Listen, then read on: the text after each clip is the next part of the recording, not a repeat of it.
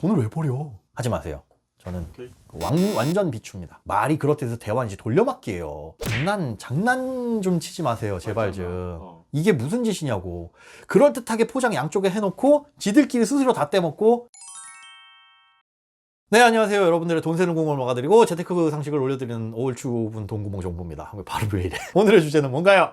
오늘은 P2P 투자 이렇게 휴대폰으로 막 광고 같은 거 많이 오잖아요. 투자. 그래서 한번 네. 댓글로도 한번 다뤄달라는 얘기가 있어가지고 예. 따로 이제 빼게 됐거든요. P2P 투자란 무엇인지. P2P, peer to peer. 자, P2P는 개인과 개인을 묶어주는 투자다. 그러니까 간단하게 얘기해서 돈이 필요한 사람, 빌려가려고 하는 사람, 이 사람을 누군가 중간에서 돈이 남는 사람, 투자하고 싶은 사람을 연결해주는 이게 P2P입니다.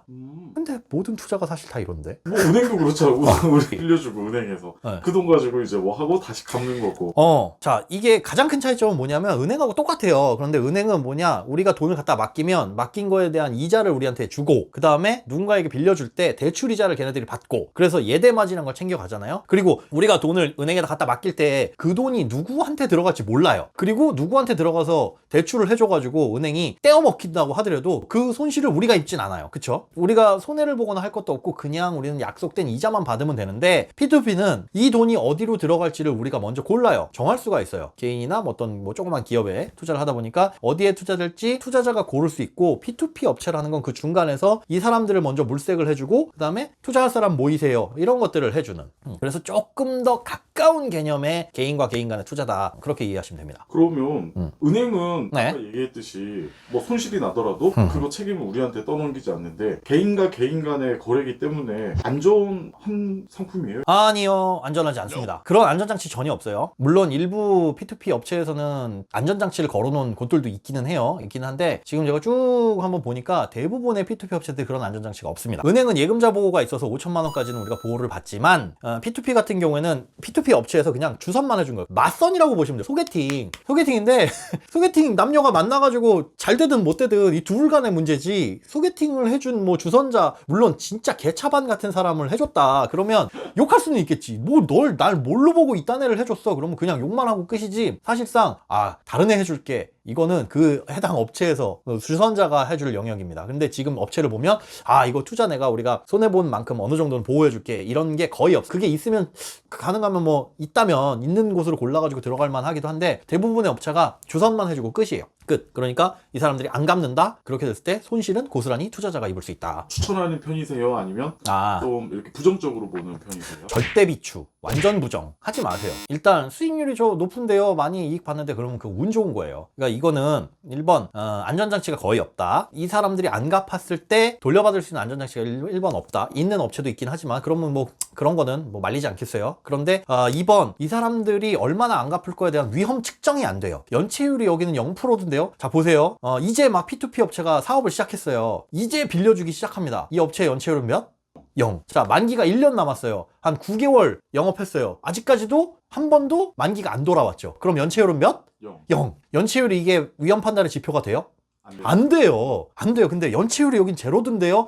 생긴 지 얼마 안 된 곳. 그리고 심지어 생긴 지 얼마 안 된 게 한 3년 됐는데 연체율이 제로예요. 그런데 이 P2P 업체의 재미난 점, P2P 업체는 뭘로 먹고 사냐? 돈을 빌려달라고 한 사람, 그리고 빌려준 사람, 이 중간에 여기서 각각의 수수료를 뗍니다. 뭐 1에서 5%, 뭐 2에서 3% 이렇게 수수료를 떼먹고 살아요. 누군가 1억을 빌려달라고 했다. 이 사람한테 한 3% 먹어요. 300만 원 앉은 자리에서 먹죠. 누군가 투자를 하려고 했다. 여기서 한 1% 먹어요. 그럼 여기서 100만 원. 그죠?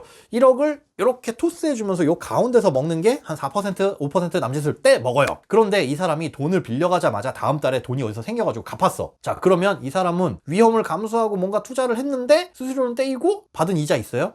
거의 없죠. 거의 없어요. 은행 같은 경우에는 이렇게 사람들이 중간에 대출을 갚게 되면 중도 상환 수수료라는 걸 매기는데, P2P 업체는 일단 수수료 다 떼먹었으니까 중간에 갚든 말든 아무 상관없어요. 리스크는 여기서 다 짊어졌는데, 그 다음에 이 사람들이 대출을 만약에 P2P 업체에서 빌린 거를 한 1년 만기 후에 상환할 때 즈음 돌아왔을 때 못 갚겠다 싶으면 또 뭐 하면 되냐면 또 이 업체에 또 빌리면 돼요. 그럼 이 업체 입장에선 나쁠 게 있어요? 수수료 어차피 또 떼먹으면 돼. 그래서 또 모집합니다. 이 사람이 기존에 500만 원 빌려간 게 있는데, 그거 대환하는 대출입니다. 말이 그렇대서 대환이지 돌려막기예요. 자, 그러면 리스크가 이렇게 높은데 과연 우리한테 주어지는 이자는 얼마나 되느냐? 해봐야 막 5 내지는 10% 안쪽 왔다 갔다, 고수준이에요.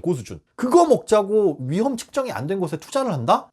차라리 정크본드 회사채 중에 되게 위험한 등급의 회사채들이 있어요. 막 20% 넘어가고 막 이런 거. 그게 낫지. 차라리 그건 위험 측정이라도 돼. 이런 무슨 D등급 이하의 채권의 부도율은 몇 %입니다라는 자료라도 있어. 근데 이거는 없단 말이에요. 전혀. 그러면 내가 과연 이렇게 깜깜이 투자를 하면서 받아가는 수익률 5% 10%가 높은 것이냐? 저는 그게 결코 높은 수익이라고 보지 않거든요. 그 투자 위험에 대해서. 그래서 완전 비추하는 편입니다. P2P 업체 광고들 보면 네. 자기네들이 이런 거 안전장치 만들어놨다고 어허. 뭐 이렇게 등급 A 등급인 사람들 몇 명? 또 완전 여기 3명은 등급이 A고 2명은 C, D 이렇게 묶어서 위험도를 좀 낮춘다라고 이렇게 광고를 하잖아요. 개소리.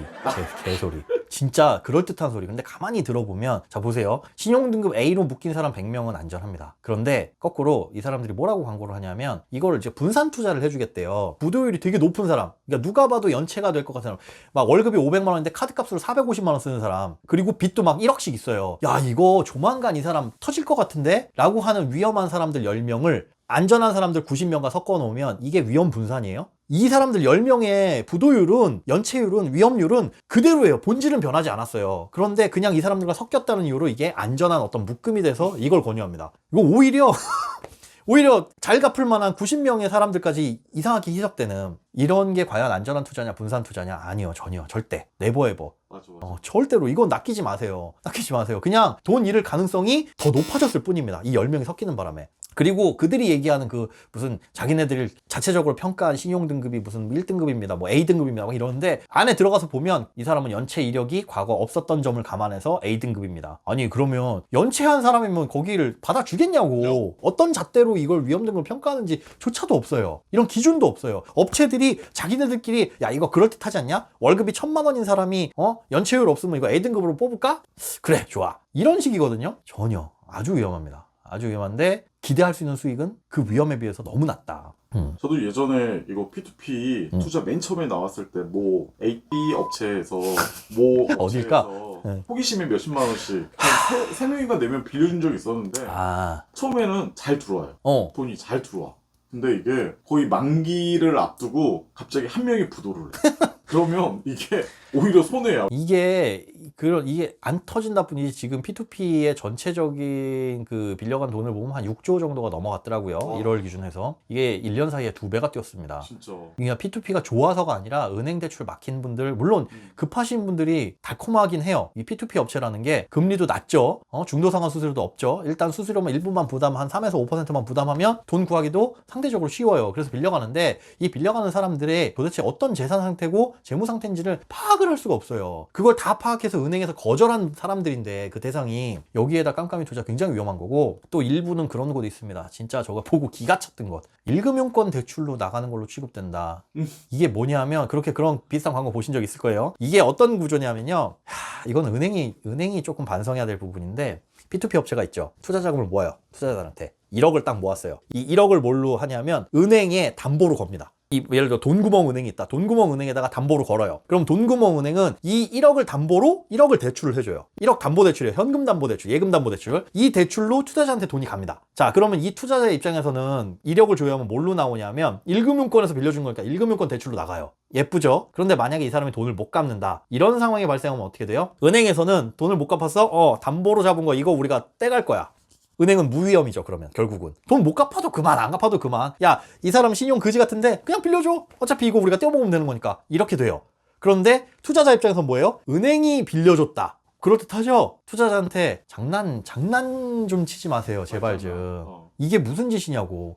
그럴듯하게 포장 양쪽에 해놓고 지들끼리 스스로 다 떼먹고 이게 은행이 할 짓인가? 아니 은행이 할 짓이에요. 은행이 원래 그런 장사 하는 거니까. 그런 광고에 제발 낚이지 마세요. P2P 업체는 그냥 소개팅 해주고 중간에 똥 떼어먹는. 그게 그 소개팅이 잘 되든 못 되든 필요 없어. 상관없이. 어차피 소개팅 잘 되면 양복이 한 벌이지만 못 되면 그래, 뺨 맞을 일도 없고 그냥 빠지면 되는 거고.